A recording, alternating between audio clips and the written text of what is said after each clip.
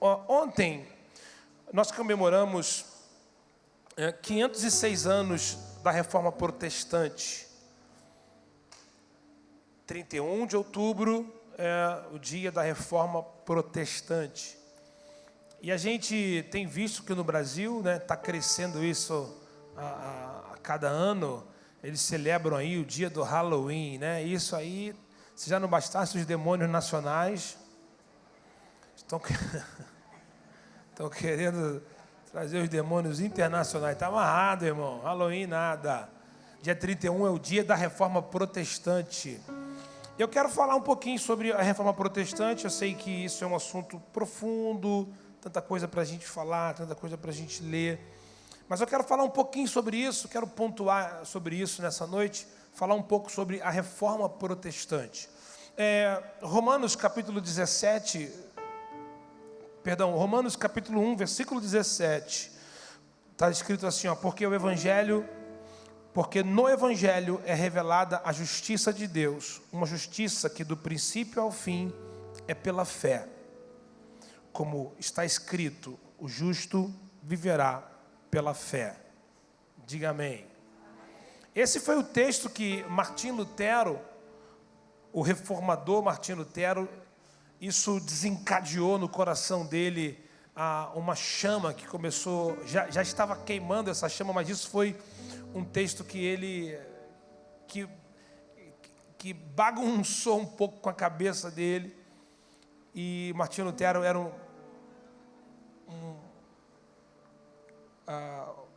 um padre, um monge, né? Depois um teólogo alemão da Igreja Católica, e ele estava estudando, traduzindo a Bíblia do latim para o alemão nesse trabalho todo.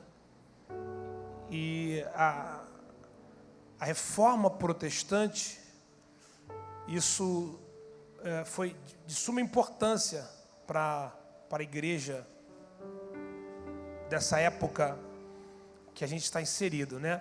Mas a gente tem que entender algumas coisas quando a gente fala sobre a Reforma Protestante, porque algumas pessoas às vezes têm algumas dúvidas sobre de como a igreja evangélica, pastor, mas como é que é a igreja evangélica, a igreja católica, como surgiu esse rompimento, o que aconteceu, como funciona isso, de como as coisas foram surgindo. Era uma igreja só, eram duas igrejas. Martim Lutero, ele quis fazer uma renovação, foi Martim Lutero que criou a igreja evangélica. Então a gente precisa entender algumas coisas. A Bíblia fala lá em Atos, no início da igreja. Então, vamos para o início. Atos capítulo 1, versículo 8. Atos capítulo 1, versículo 8. Mas receberão poder quando o Espírito Santo descer sobre vocês, e serão minhas testemunhas em Jerusalém, em toda a Judéia, Samaria, até os confins da terra. Então, a igreja primitiva, a igreja que partiu dos apóstolos, a Bíblia fala lá em Atos assim, em Antioquia, onde eles foram a primeira vez chamados de cristãos. Então a igreja primitiva, que surge dos apóstolos, do Messias que veio como havia prometido e como havia profetizado os profetas, a partir de Jesus, os apóstolos, e aí surge a igreja. A igreja recebe do Senhor uma promessa sobre eles, e aí logo recebe um mandato. Vocês vão por todo mundo, vocês têm que sair, vai para Jerusalém, vai para a Judéia, vai para Samaria, vai pelos confins da terra. Em Atos capítulo 7, acontece o primeiro mártir da igreja, que foi Estevão, que foi apedrejado em praça pública. Depois a igreja recebe o Espírito Santo, em Atos 2, quando a igreja é revestida de poder do Espírito Santo. A Bíblia fala que Pedro, quando ele vai pregar, 3.000 pessoas se convertem na primeira pregação pública de Pedro. Olha que coisa incrível. E a igreja começa a se expandir, a igreja começa se multiplicar. Os apóstolos, eles dão continuidade à obra que Cristo começou. Aí você tem os apóstolos que eram os pilares da igreja primitiva: Pedro, Tiago, João. Depois vem o apóstolo Paulo, que recebe de Deus uma missão de anunciar o evangelho para os gentios. Os gentios eram aqueles que não eram judeus. Então Paulo começa a pregar sobre a palavra de Deus para os gregos, para os outros povos. Ele começa a pregar. Então em Roma, que era a capital do império, também tinha uma igreja que Paulo abriu a igreja em Roma. Então Paulo foi preso em Roma e foi decapitado, e Paulo morreu em Roma. Então em Roma havia uma igreja. A igreja surge dos apóstolos, porque Cristo falou para Pedro: você é Pedro, e sobre essa pedra edificarei a minha igreja, as portas do inferno não vão prevalecer contra a igreja. Eu dei para vocês a chave do reino, está tudo na sua mão, que você ligar na terra será ligado no céu. Entende que a igreja ganhou uma autoridade do próprio Cristo. A igreja ganhou a autoridade do próprio Cristo. A igreja começa a avançar, começa a se expandir, começa a crescer. Paulo começa a abrir as igrejas, começa a expandir o evangelho. A Bíblia começa o livro de Atos começa a ser escrito por eles de forma muito prática. Eles estão ali vivendo tudo isso. Então quando Lucas escreve Atos, ele tá escrevendo daquilo que ele está vivendo, a história da igreja, os milagres. Então, para a gente tentar traçar aqui uma linha do tempo, um pouquinho só para a gente poder entender que a igreja foi firmada naquilo que o Senhor deixou. A Bíblia fala que eles foram fundamentados na doutrina dos apóstolos. A Bíblia fala isso, que a igreja, eles foram firmados pela doutrina dos apóstolos. A igreja crescia firmada na doutrina dos apóstolos, aquilo que foi ensinado sobre Cristo, sobre a ressurreição, sobre o final dos tempos. Em Atos capítulo 28 fica muito claro que o evangelho chega até Roma. Em Roma tem uma igreja. No ano 54 depois de Cristo, Nero assume o Império Romano. Então Nero é o imperador de Roma. Então perceba, a igreja primitiva também está em Roma. No dia 17 de julho de 64 depois de Cristo, Nero incendeia Roma. São 6 dias e 7 noites de chamas em Roma. Dos 14 bairros de Roma, 10 são destruídos. 4 bairros que tinham judeus e cristãos não foram atingidos. Nero coloca a culpa do incêndio nos cristãos. Começa uma perseguição sangrenta contra os cristãos e judeus. Crentes e judeus são massacrados, são perseguidos.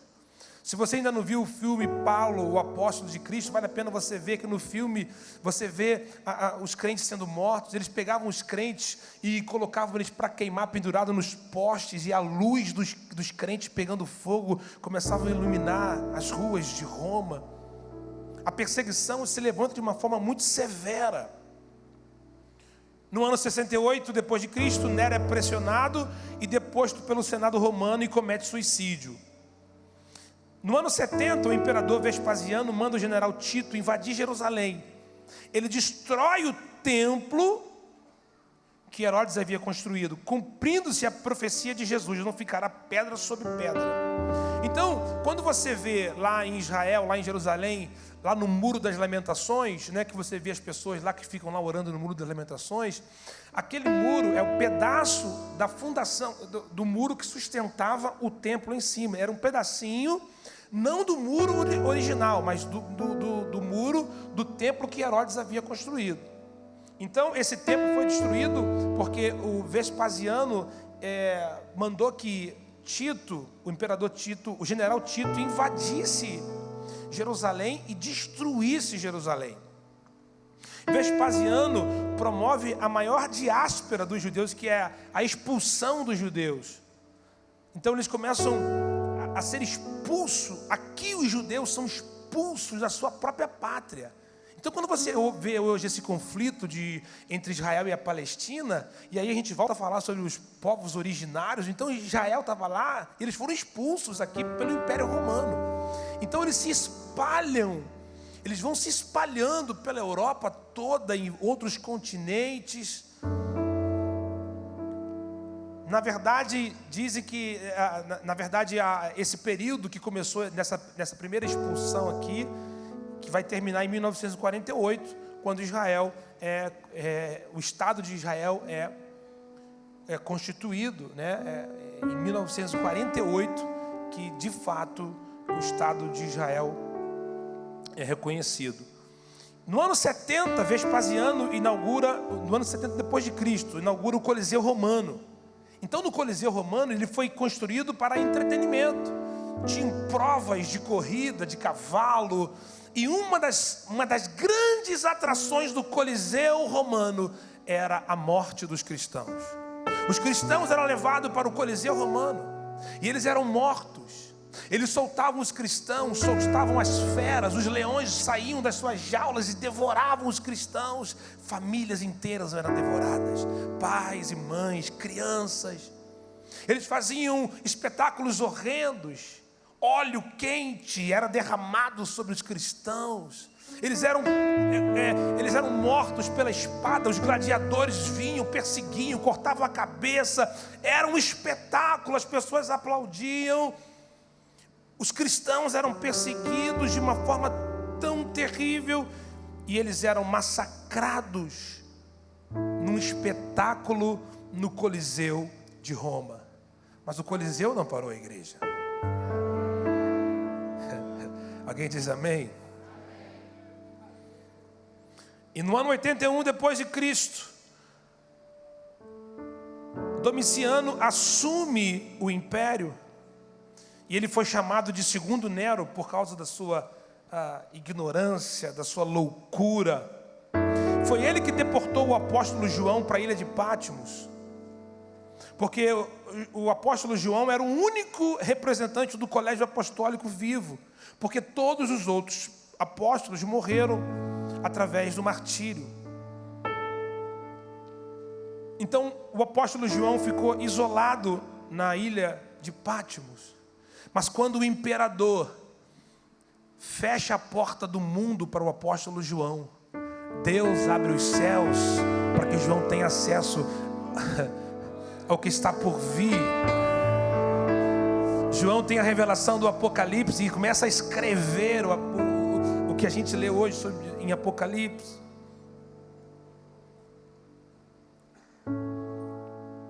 Nesse período, se levantam alguns homens piedosos, que eram homens cristãos: Policarpo de Esmirna, Inácio de Antioquia, Clemente de Roma. Os imperadores de Roma desenvolvem um ódio cruel contra os cristãos. A perseguição continua, algo terrível acontece. Foram 300 anos de perseguição feroz. Eles tinham seus bens espoliados, eram injustiçados, torturados. E eles passam a viver de forma escondida nas casas, nas cavernas, nas catatumbas de Roma. Na verdade, naquele tempo, quem se convertia era como se tivesse assinado uma carta dizendo assim: ó, eu não tenho mais nada nesse mundo, não. Agora eu sou crente. Era isso. Se converter era isso. Porque eles poderiam ser mortos no dia seguinte. Quanto mais sangue derramado, mais a igreja crescia, mais se fortalecia. Tertuliano disse: o sangue dos mártires se torna a semente da igreja. No ano de 313 depois de Cristo, Constantino, o imperador, por volta de 300, ele tem uma visão, ele vê uma cruz e uma voz diz: com esse sinal vencerás a batalha. E ele faz um voto: se eu ganhar a batalha, que ele se tornaria um cristão e iria mudar o rumo da história. E isso acontece, ele vence a batalha e se torna cristão. O cristianismo se tornou a religião do Império Romano. Então agora todo o Império Romano. E aí, o Império Romano se torna cristão. Só que nós estamos falando de um povo pagão. O que os romanos faziam? Adoravam diversos deuses. Eles adoravam a diversos deuses. Eles eram um povo pagão. Mas a partir daquele momento ele fala assim: agora a religião oficial do Império Romano agora é o cristianismo. Então ser crente não era um ato de coragem mais agora. Ser crente era um ato de conveniência, porque agora nós somos crentes. Todo mundo era crente, agora nós somos crentes, porque agora é a religião oficial do Império. O chefe de Estado passa a ser o líder da igreja. Então elementos da cultura greco-romana começam a fazer parte do culto na igreja.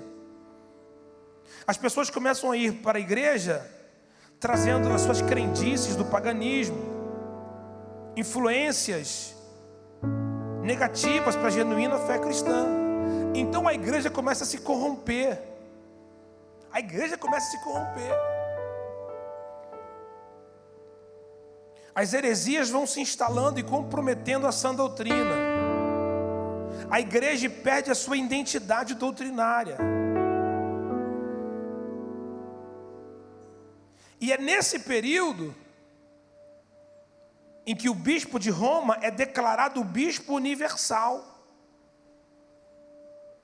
A igreja agora se torna a religião oficial do Império Romano. Então, a igreja recebe o nome de Igreja Católica Apostólica Romana. Aqui acontece a ruptura. Por quê? Porque os cristãos, perceba o que eu falei no início, aonde eles firmaram a sua fé? Na doutrina dos apóstolos. Então os cristãos que estão com a fé firmada na doutrina dos apóstolos, quando eles começam a ver, opa, não, que é isso? A Bíblia não fala, não tinha a Bíblia completa, mas o que os apóstolos ensinaram, o que os profetas disseram, o que está escrito na lei do Senhor, então eles começam a dizer, opa, não foi isso que eu aprendi, não é bem assim. Então eles começavam a colocar algumas coisas da crendice deles dentro da igreja. Aí acontece a ruptura. A Igreja Católica Apostólica Romana surge aqui nesse período, onde o Papa vai ser agora, primeiro o bispo universal, depois o Papa vai ser o líder do Estado. Então perceba que a igreja primitiva está caminhando junto. Porque alguém pode perguntar, bom, mas Martinho Lutero, quando foi usado para ser o reformador, então quer dizer que não tinha igreja evangélica? Não tinha igreja evangélica, estava espalhada ao redor do mundo. Claro que não era na proporção que a gente tem hoje, mas todo aquilo que a Igreja Católica estava programando desde de Constantino agora assumiu, e agora a igreja se fundiu com o Estado.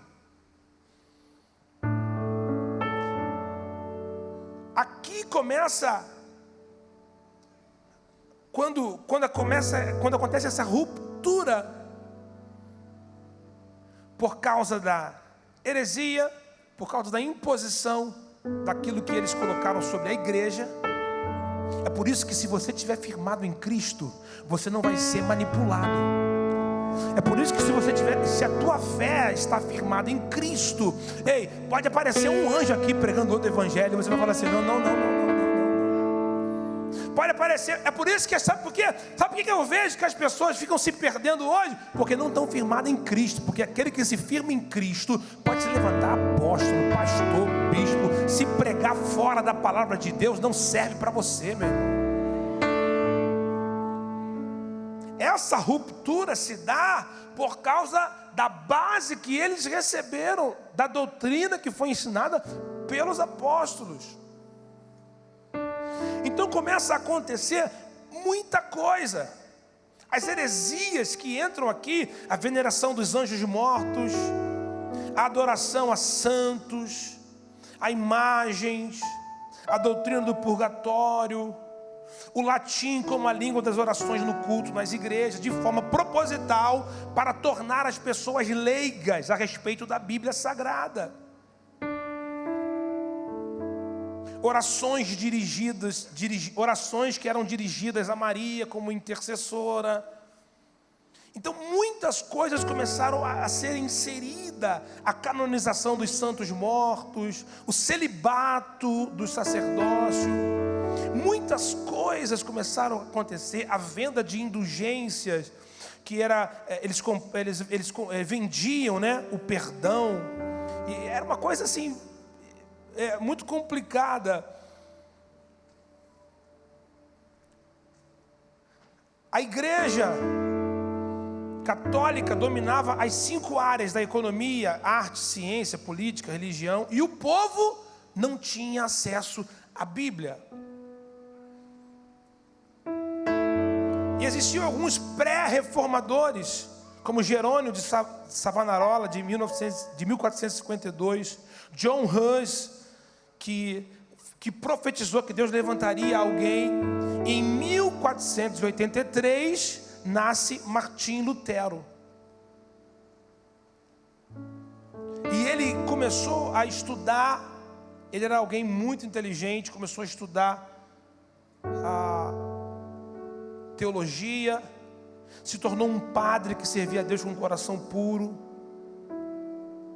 Então ele é levado para Roma para estudar, ele tinha a mente muito aberta para essas coisas. Mas só que ele teve acesso à graça do Senhor. Quando ele começa a ler, o justo viverá pela fé, ele percebe que ele não precisa pagar ninguém para ser perdoado. Ele percebe que não precisa de um mediador, porque Cristo é o mediador entre Deus e os homens. Cristo é o mediador. A fé nos justifica. Então, no dia 31 de outubro, ele prega nos portais da igreja em Wittenberg as 95 teses contra as heresias da Igreja Católica. É aqui que vai colar a placa dos caras, irmão. Porque aqui ele vai pegar e vai colocar 95 teses contra as heresias da Igreja Católica. E ele começa, ele vai, deixa eu ler só algumas que eu pontuei aqui.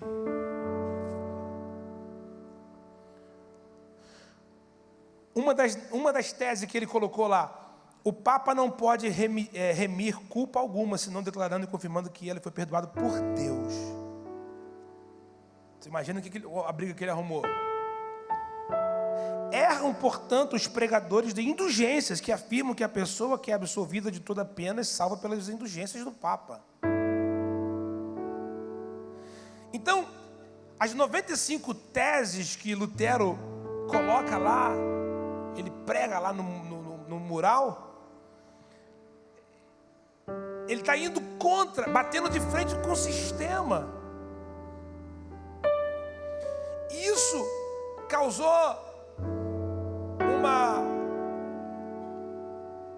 uma briga ferrenha, porque na verdade ele vai ser excomungado, né?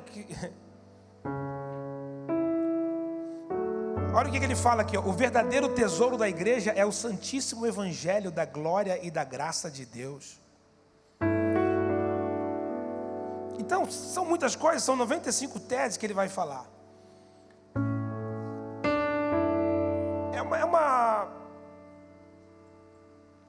Na verdade, isso aqui precisa ser um estudo. Mas a proposta da reforma, e aqui eu vou encerrar falando sobre essas 5 coisas aqui, que são os 5 pontos, as 5 sola, que é, na verdade, sola a escritura. Coloca para mim aqui na tela, ó. Sola a escritura. Essa é são as 5 bases da reforma. Sola escritura, somente a Bíblia. Solos Cristo, somente Cristo. Sola gratia, somente a graça. Sola fide, somente a fé. Soli Deo glória, glória somente a Deus. Você imagina no meio de religiosidade, você tem que fazer isso, tem que fazer aquilo, e fala, não, somente Jesus resolve. Não, é porque tem que dar não sei o que. Não. A glória é só a Deus. Entende que é isso aqui que na reforma foi anunciado.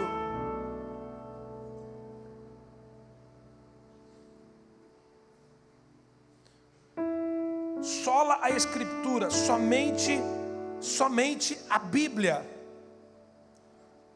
A Bíblia não está abaixo da tradição, nada tem mais autoridade do que a palavra. Escuta isso, o pastor não tem mais autoridade do que a Bíblia, o padre não tem mais autoridade do que a Bíblia, o apóstolo não tem mais autoridade que a Bíblia, o papa não tem mais autoridade que a Bíblia. A Bíblia é a autoridade sobre nós. Vamos atualizar a Bíblia.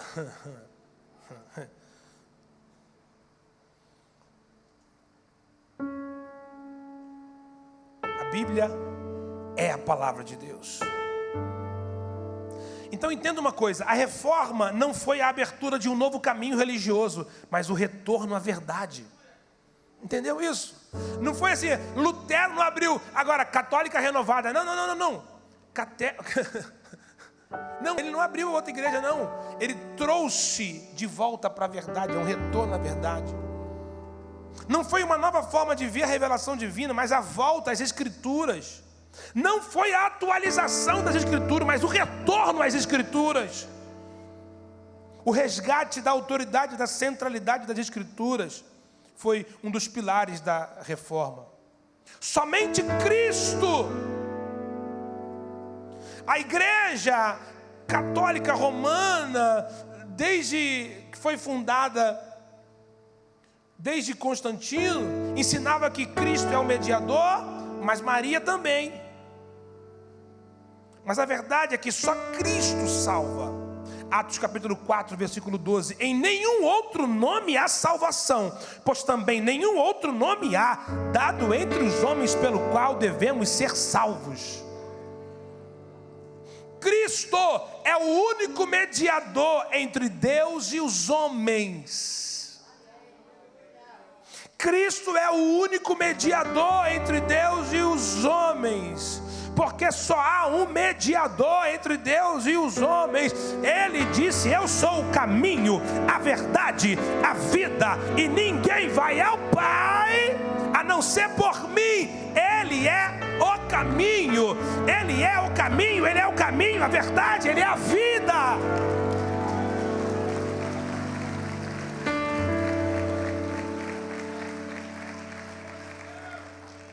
Lutero inventou isso. Não, Lutero só está trazendo de volta para a Bíblia. Jesus disse isso: eu sou o caminho, a verdade, eu sou a vida. Não há outro mediador. Não há outro mediador entre Deus e os homens. Somente a fé.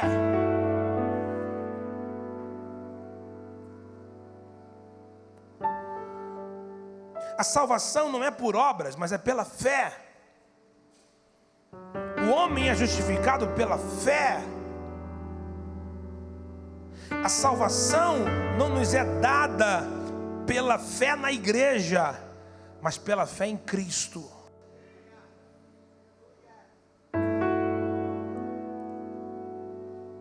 Essa fé não é apenas a convicção intelectual, porque até os demônios creem e tremem. Está escrito em Tiago capítulo 2, versículo 19. Só que eles creem e tremem e não estão salvos.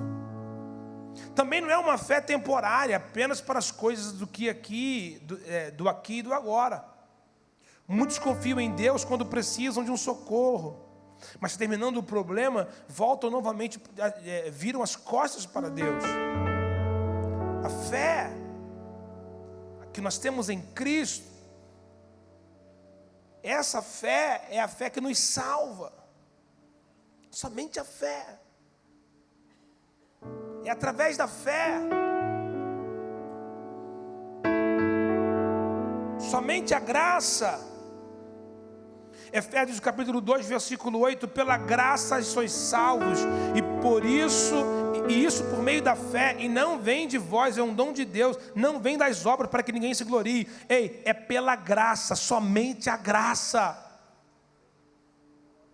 Não há necessidade de sacrifícios para a salvação.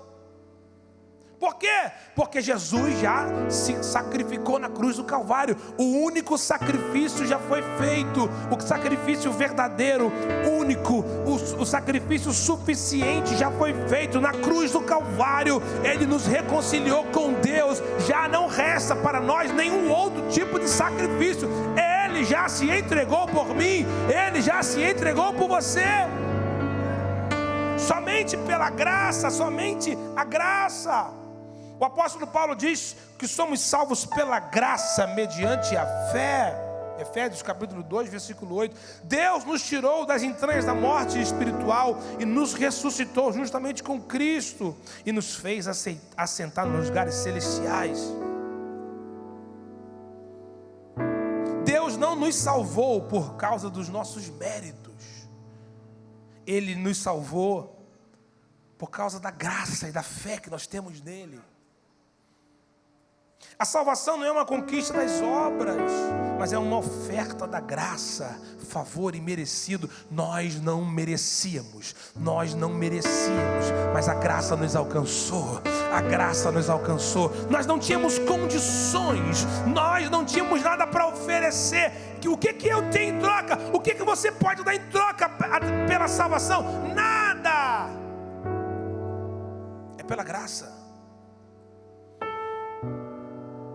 Nós somos salvos pela obra que o Senhor realizou por nós na pessoa do seu Filho, na pessoa de Cristo Jesus. Somente a glória, somente a Deus a glória. Deus não divide a sua glória com ninguém. Deus não divide a sua glória com ninguém. Homens que eram cheios de poder eclesiásticos, mas eram desprovidos de piedade. Era isso que acontecia. Eles buscavam a glória para si mesmos, recebiam as honras que eram devidas para Deus. E o homem sempre que atraía a glória para ele, o homem quer sempre tirar a glória de Deus. Charles Darwin tentou tirar Deus da ciência com a sua obra A Origem das Espécies. Freud, o pai da psicanálise, tentou banir Deus do inconsciente do homem. Nietzsche, no topo da sua presunção, proclamou que Deus estava morto. Dawkins, o patrono dos ateus, diz que Deus é um delírio. Porém, Deus está no seu trono, tem as rédeas da história nas suas mãos, e ninguém pode deter o braço do onipotente. É tolice pensar que o homem é o centro do universo. Deus está revestido de glória e de majestade.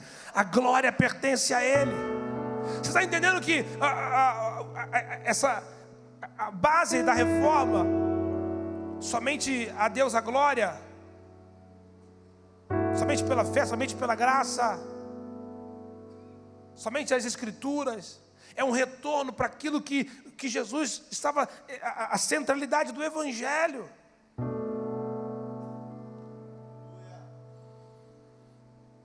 E algo que a reforma sempre falou, e desde o seu início, é a igreja reformada sempre reformando. Entenda uma coisa, gente. De tempo em tempo, nós precisamos de uma reforma na nossa vida. De tempo em tempo, a gente precisa de uma reforma na nossa vida. Eu estava aqui hoje no meu gabinete, fiz alguns atendimentos hoje, e eu estava ali sentado na minha mesa, e olhei para a parede e falei, cara, vou ter que pintar para o final do ano, a conferência, vou pintar, porque já estava cheio de mancha ali, né, os negócios. Eu vou pintar, meu gabinete está precisando pintar. Vai chegando o Natal, as irmãs querem logo decorar a casa, né, irmão? Quer comprar um sofá novo, quer fazer uma pintura, monta uma árvore, é ou não é? Porque às vezes a gente olha e precisa de uma reforma. Às vezes você olha para você e fala assim, eu preciso de uma recalchutada, irmão. Minha esposa está falando assim, você tem que botar um botox. Eu falei, o que é isso? Aí eu lembrei que eu tenho 47 anos, né, irmão? Ela falou, você tem que botar um botox. Falei, meu Deus, o que é isso? É de comer? Mas tem hora que a gente dá uma recalchutada, não tem não, irmão? As irmãs aí dão uma recalchutada, irmão. Tô ligado, bota até plástico para ficar legal, irmão. Mexe no cabelo e faz um negócio, é uma reforma. Uma reforma geral. De tempo em tempo a gente precisa passar por uma reforma.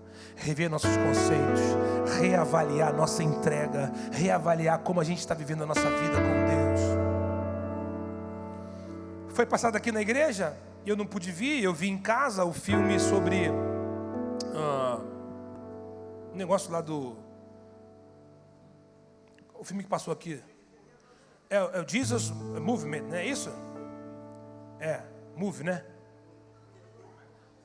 Um falou que é Move, um falou que é Revolution, Matrix, Batman, O Retorno. O filme é baseado numa história real de um grande avivamento que aconteceu na Califórnia. Um grande avivamento que aconteceu na Califórnia.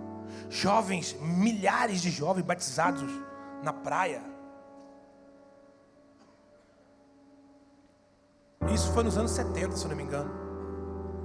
Vai lá em Los Angeles. Vai em São Francisco para você ver a depravação moral. A Rua Azusa. Já ouviu falar no avivamento da Rua Azusa? A Rua Azusa ficava em Los Angeles. Vários cultos. O bombeiro foi chamado porque os moradores viam fogo saindo e falavam assim, está pegando fogo. Os bombeiros chegavam e não tinha fogo, era o fogo do Espírito Santo. Uau, pastor, e agora? Não existe mais essa igreja. Acabou. Não existe mais essa igreja, acabou. Por quê, pastor? Porque não reformaram.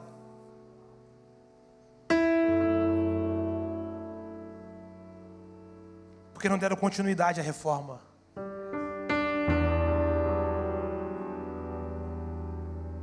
De tempo em tempo você precisa fazer uma reforma na sua vida. De tempo em tempo você precisa fazer uma autocrítica. Agora, entenda uma coisa que desde Martinho Lutero, aí você tem outras pessoas que foram essenciais para a reforma protestante e para a continuidade dela. Calvino, por exemplo, que tem muitos escritos maravilhosos, e outros reformadores, homens que pagaram um preço. Aí quando você olha para Martinho Lutero, uau, Martinho Lutero, cadê a igreja da Alemanha? Cadê a igreja da Alemanha? Calvino era francês, depois foi para a Suíça. Cadê a igreja da Suíça? Na Inglaterra, John Wesley, que deu início ao movimento wesleyano, metodista. As igrejas em Londres viraram boates. As igrejas de Londres, os prédios viraram boates. Eu passei em frente a uma que virou um bar gay, um pub gay. Sabe quais são as igrejas em Londres? São dos brasileiros, são dos africanos. Estão lá. Ah, pastor, não tem? Tem, mas é pouco. Por quê? Deixou passar.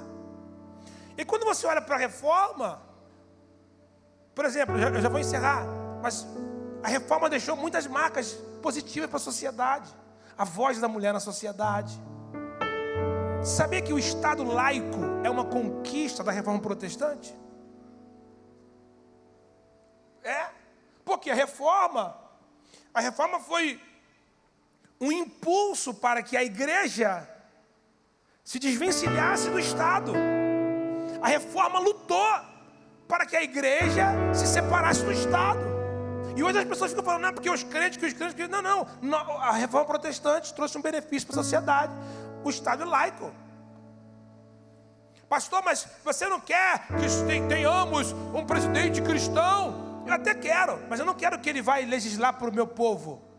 Eu quero que ele faça justiça para o povo do Brasil. Por quê? Não dá para misturar Estado com igreja. A democracia. Isso é uma conquista da reforma protestante. A música que era tocada só nos palácios, por causa da reforma protestante, começou a se espalhar, e o canto congregacional começou a se espalhar para o povo poder ouvir música, porque a música só era tocada nos palácios. O povo não podia estudar, só as pessoas que tinham condições, mas por causa da reforma protestante, eles começaram a ensinar a ler a Bíblia. Então a educação começou a chegar para as crianças, para as pessoas para as pessoas que estavam sem condições de estudar. São benefícios da reforma protestante, entre outros, no direito, na economia, nas artes, na ciência. A reforma protestante trouxe muitos benefícios para que a gente vive hoje. Então, entenda que a gente está aqui pregando, né? A gente está aqui, hoje é 1º de novembro, né, irmão? Então a gente está aqui, então tem culto que a gente sai daqui voando pelas paredes, não é, irmão? Mas tem culto que é de ensino, para a gente entender um pouco. Saia daqui entendendo isso. Que a gente faz parte de um povo escolhido, separado por Deus. E que a gente precisa entender que de tempo em tempo a gente tem que fazer uma reforma na nossa vida. Então, toda vez que você ouvir falar sobre reforma, você vai lembrar disso aqui. E estude um pouco mais sobre isso. Dia 31 de outubro é o dia da reforma protestante. E que a nossa vida esteja no centro da vontade de Deus. E que a gente possa querer a cada dia mais do Espírito Santo. A cada dia mais do Senhor. A cada dia mais da sua presença na nossa vida. Em nome de Jesus. Fica de pé no seu lugar. Que Deus possa nos abençoar. Deus possa nos abençoar. Leandro, vamos fazer aqui.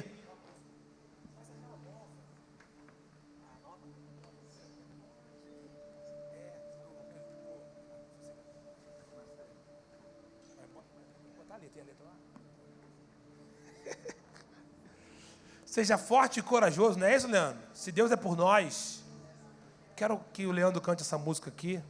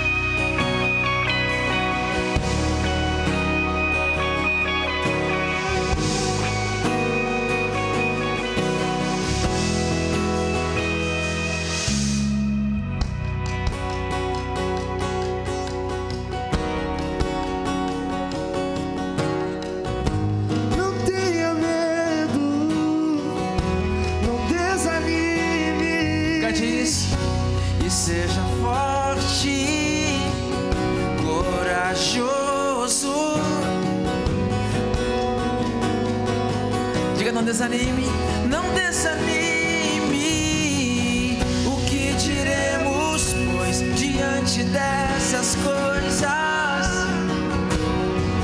Se Deus é por nós,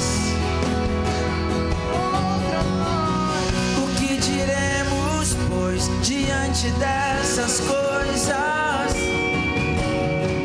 Se Deus é por nós,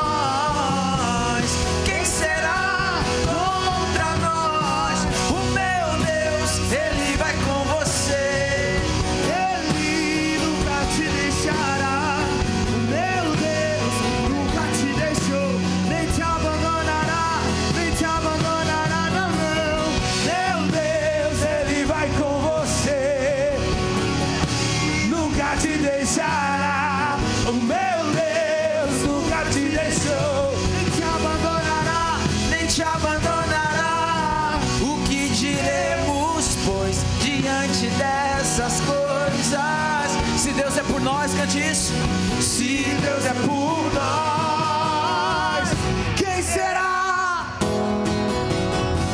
O que diremos, pois, diante dessas coisas? Diga se Ele é por nós, se Deus é por nós, quem será? Cante o meu Deus, Ele vai com você, Ele nunca te deixará. O meu Deus nunca te deixou, nem te abandonará, nem te abandonará, não. O meu Deus, Ele vai com você, Ele nunca te deixará. O meu Deus nunca te deixou, nem te abandonará. Cante, seja forte, cante. E seja forte, corajoso, não tenha medo, não desanime. Você consegue cantar isso? Seja forte, corajoso, não tenha medo, não tenha medo. Eu quero fazer uma oração com você. Quem sabe você está aqui hoje e não pertence a nenhuma igreja evangélica, ou quem sabe você se afastou dos caminhos do Senhor, mas hoje Deus te trouxe aqui e Ele quer mudar a sua história. Você que não pertence a nenhuma igreja evangélica, ou você que está afastado, se você quer nessa noite entregar a sua vida para Jesus, eu quero fazer uma oração com você agora. Se você deseja hoje retornar para Jesus, eu quero fazer uma oração com você agora. Eu vou orar com você agora. Se você quer fazer isso, aonde você estiver, fale assim com a mão, dê um sinal para a mão, deixa eu orar contigo. Tem alguém nessa noite? Se tem alguém, fale assim com a mão, dá um sinal com a mão. Deus abençoe, Deus abençoe. Mais alguém? Deus abençoe você. Eu vou orar com você, eu vou orar com você. Glória a Jesus. Você que levantou a sua mão, com todo respeito, com todo carinho, sai do seu lugar, pede licença, vem aqui à frente, deixa eu orar contigo, pode vir, isso. Você que levantou a mão, pode sair do seu lugar, vem aqui à frente, a gente vai orar com você, pode vir, isso. Sai do seu lugar, pede licença, vem aqui, nós vamos orar com você. Vamos orar, isso, pode vir, vem cá, a gente vai orar com você. Vem, isso, pode vir. Seja forte,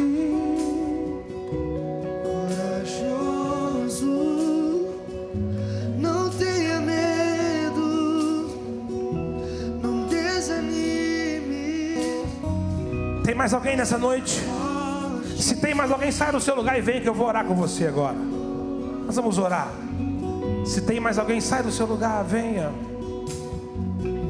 Você que está em casa, se você quiser fazer isso agora, mande uma mensagem para o número que está aparecendo aí. Tem um QR Code, tem um número. Mande uma mensagem que nós vamos entrar em contato com você.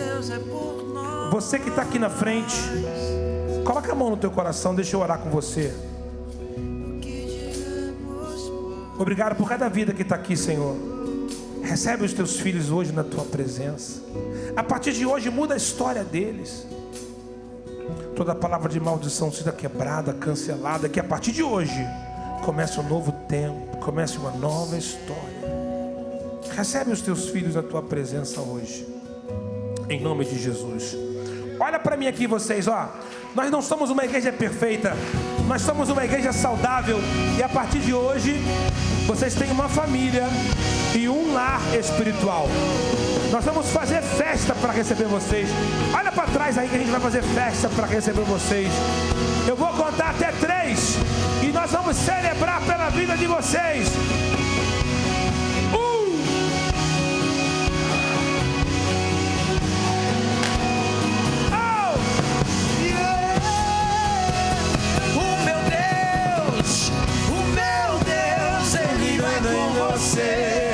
Ele nunca te deixará. O meu Deus nunca te deixou, nem te abandonará, nem te abandonará, não, não. O meu Deus, Ele vai com você. Ele nunca te deixará. O meu Deus nunca te deixou, nem te abandonará, nem te abandonará. E seja forte, corajoso, não tenha medo, não desanime, seja forte, corajoso, não tenha medo, não desanime. Meu Deus, Ele vai com você, Ele nunca te deixará. Meu Deus nunca te deixou, nem te abandonará, nem te abandonará. O meu Deus, Ele vai com você. Ele nunca te deixará. O meu Deus nunca te deixou, nem te abandonará. Glória a Deus, aplauda Jesus.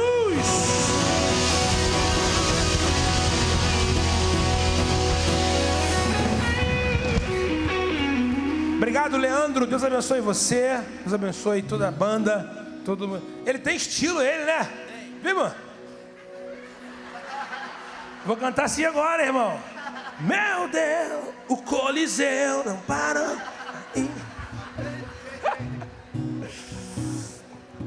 Quem gostou, faz barulho aí, ó. Aê. Vai voltar aqui para fazer um som com a gente, hein? Trazer eles aqui, aí, pastor Marcelo, para a rapaziada do jovem aí, ó, quebrar tudo aí, ó. Aí, ó. Aí, ó. Olha aí, hein? Pastor, se faz uns sedentos com eles aqui, acho que não acaba não, né? Vai embora, vai virar noite. Aí nós vai cair de cabeça, viu? Ó, tem aqui, ó, um fuzile reformado a carbonara. Hoje é ali pro pessoal de missões e evangelismo, ok? Então, fuzile a carbonara mais refri, R$12. Olha aí, muito forte. Deus abençoe você. Deus abençoe teu final de semana. Nos vemos domingo na Santa Ceia, pela manhã e à noite. Eu espero por você. Que Deus guarde você, tua família. Que Deus guarde a tua entrada, a tua saída. Que Deus abençoe você e toda a sua casa. Se o inimigo vier contra nós por um caminho, por 7 ele vai ter que fugir. 1000 cairão ao nosso lado, 10.000 à nossa direita, mas nós não seremos atingidos. Vamos dizer, graça e paz da parte de nosso Senhor e Salvador Jesus Cristo. Deus te abençoe muitíssimo. Vai em paz.